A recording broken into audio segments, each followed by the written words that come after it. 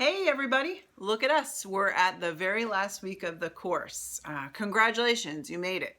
Something that's really important to remember as we move into our last week, hopefully you saw in the syllabus or the course schedule that the last day for the course and the last day for this week is actually Friday, not Sunday. All assignments and activities are due by Friday at 11:59 so that I can complete final scoring and upload your final grades to Blackboard. My hope is to be finished with that process by the middle of next week so you can see. A quick note regarding some of last week's activities. In reviewing the peer review assignment, you did a great job. You have provided some very specific feedback to your course mates. You've taken a look at the assessment reports and make sure that they're aligned with the IEP goals and objectives, and the present level has got everything it needs. I hope that you found this opportunity helpful to improve your practice of reviewing other IEPs and then also getting feedback on your own. Also, I want to take a minute to review some of the content in the checkpoint.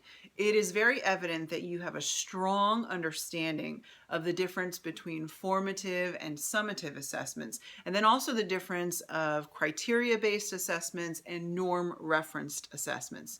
Something that I really want to make sure that you have a firm grasp of before the end of the course is the difference between formal and informal assessments. So I'm going to review them quickly. Both types of assessments will produce data. The main difference between the two types of assessments is the norm referencing process that is a part of a formal assessment and the reliability and validity measures that are done by the test creator. If you rewind back to the beginning of the semester when we did our formal and informal papers, you remember that from the test manual in a formal assessment, you were able to pull out very specific statistics in relation to reliability and validity.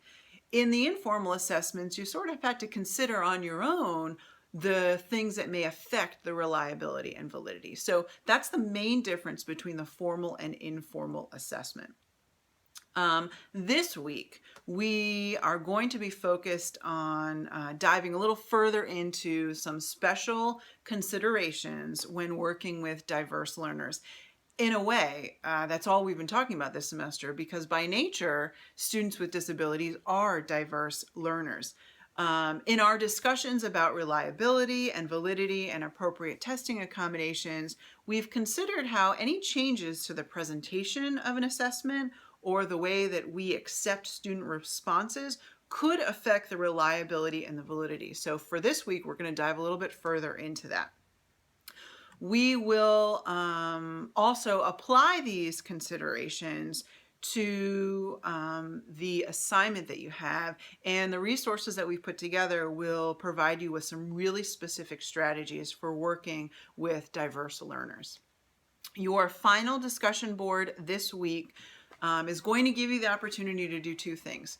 You'll be able to sort of reflect on your own growth this semester and report back on that.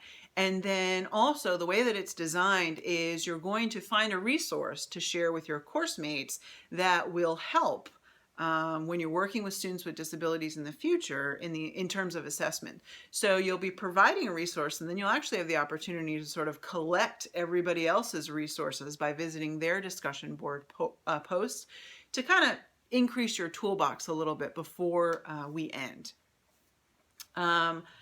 I want to remind you, if you haven't already, please take advantage of that 5 extra credit points for doing the VCU course evaluation. If you haven't done that yet, when you get to the end of the evaluation, do a little screenshot that says you finished it, upload that into Blackboard, and then I'll be happy to give you those 5 extra credit points. It's super valuable information to me and to the department as we plan for future courses. So thank you in advance for taking care of that. Very last thing is I want to say thank you. This has been a really great semester, and this isn't fluff. I'm not really a fluff gal. I have had the opportunity this semester to really brag to other professors about how rich and dynamic our discussion boards have been and how motivated you all are as a group to increasing your knowledge in the field. I know many of you are just finishing your first year and are sort of new to all of this, but I really admire your tenacity And I want you to know that we can see that you are making the most of this opportunity and trying to grab hold of everything that you can. And I love to see that. So I thank you for that. Really, when I look at my role in this process, it's my hope that I've provided an engaging, supportive type of energy that really encourages you to push beyond. So I hope that I've met and maybe even exceeded those goals. So thanks again for a great semester. If you have any questions, you know how to find me, and I look forward to working with you again in the future.